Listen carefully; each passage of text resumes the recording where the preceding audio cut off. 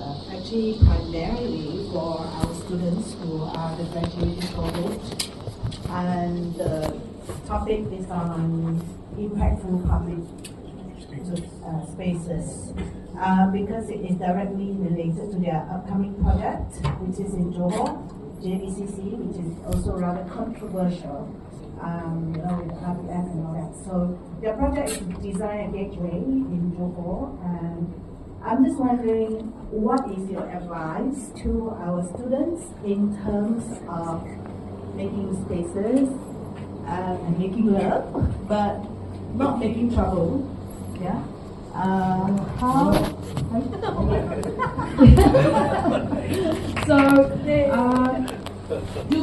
What is your advice to students? Like, how do they go about designing impactful spaces?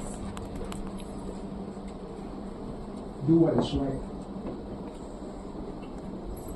Do what is right. Don't worry about getting permission, getting approvals and things like that. I'm a big advocate now of just doing things. Figure it out along the way. When I started Kabun Bangsa, I did everything the right way. I did engagement for 2 years. I went into neighborhood engagement, government engagement. At the end of the day, I am still illegal. But what we did was, we did the right thing. We didn't do it for ourselves. It's not for publicity. We didn't do it for profit making, whatever. If you do the right thing, I think things will fall into place now. So, the question is what the students can do. Do the right thing now. It's a student project. They are not bounded by budget. Yeah. They don't have to worry about doing not so legal thing, I suppose. They have to respect the setbacks and all that. But I think the key word you mentioned is the engagement. You use the word engage a lot. Yeah. Engage the people. Yeah. So is that your advice to them as young designers? They'll come out and they'll be part one architect after this project. So, like, my question to you is, what is your advice from the bottom of your heart, for this project, for them to do well? What is the approach to design a very impactful and successful common space? Don't build anything just to take photographs. Which means it's a very short-term thing. You do it, you take photograph, you document it, and then you forget about it, and the thing just let it die. Try to build something sustainable. When I mean sustainable, it means it lasts a very long time. And also, what is important that it does solve problems. At the end of the day, a good project is a project that solves big problems. So it's not an aesthetic thing. It's not something beautiful. It's I think the main thing is that you must be able to have the ability to identify first the problem, and then you provide a very creative solution to solve it. It is not easy at all. For a student project, it's not easy at all. But I've seen too many projects because I sit in the advisory committee of Pink City at one time, reviewing all their grants project, and I've seen so many projects where they take the money, they do a project, and then 3 months later it's abandoned. I think that is doing a very disservice to yourself, but also to the people who are funding you or whatever. I think we need to be more responsible. If you're trying to do a project, try your very best ability to turn it into a long-term problem-solving solution project. Thank you. I think that's quite clear, isn't it? Right. Yeah, it's clear. Thank you very much. I have a question. To Taylor, how many in your graduating class? 75. 75. 75. So I think most of them are here today. You are, Seksan, like I told you, I know you for so long. The attendance amazing today. I was just having lunch at Seksan. I was so worried the lecture theatre might be empty. I explained to him why we're not using LT1 or 2, because I said Prince doesn't like a half-filled lecture theatre. And we actually run out of space today. And I told Seksan. Most of them are not students. No, and you have very good supporters come from public to support you. And I think Taylor's welcome public to come out to our lecture. Most of our lecture goes public in online that you can watch. And I was telling Seksan over lunch, I think the other success factor you have, like how do you make things happen, you know, how you get away with the red notice and all that.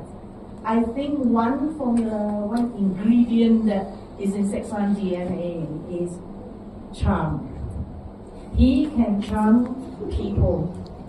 He can charm very big developer. He can charm a very little boy to some, you know, authority just to get his way.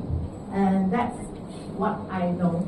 So in life, I think being charming is also very important, not just being talented. Correct? No. No. Correct? No. When I first met Seksan, he's quite a serious guy. But when you talk to him, he will tell you what he needs to tell you. I first met him in Malaysian Spring in Bandar Utama. Then and recently I also wrote an article about him in Citizen Journal. So same template, nothing changed about you. It's not charm, it's your power. Okay? So sorry, I just jumped. Also something that I noticed beyond charms and having guts, and this is a small recap also for the students, I think. What I see is that in most of your designs, it's not about having the plans finished into perfection. You allow the error, as you say, but even the drawings, you do them on the wall during the process. And I think for this project of the students, I think this is a very big lesson. Don't try to finalize all the details behind your computer or behind your desk, but get your hands dirty and allow this error. That's what I learned from your presentation today. I'm a very big advocate of how architects and architecture students is going to navigate the next 20 years. Because I think times are changing very, very fast.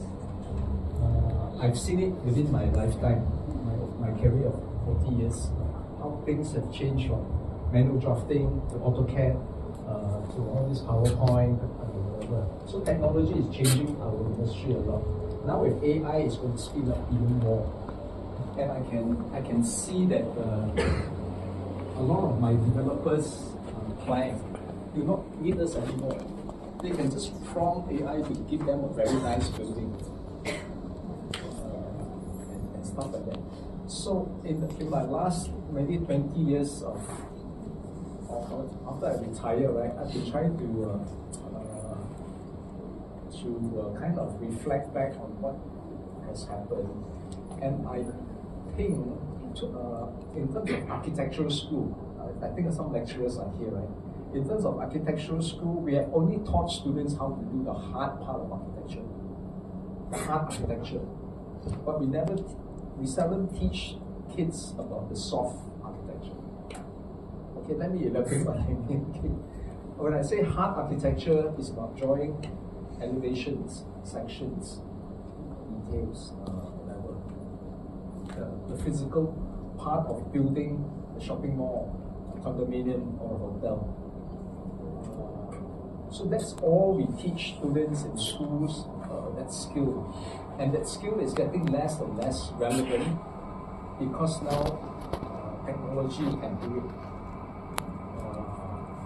In the course of even my practice, I have managed to cut off so many stuff because I just use technology to replace them. I think AI is going to do that even faster. So hard architecture is becoming very easy. I can actually prompt program to give me a Sydney Opera House. Frank Lloyd Wright inspired bungalow, and he can do it beautifully with the details and things like that. But I think what is more important now for architects and architect students and architecture school is to try to figure out the soft part of architecture.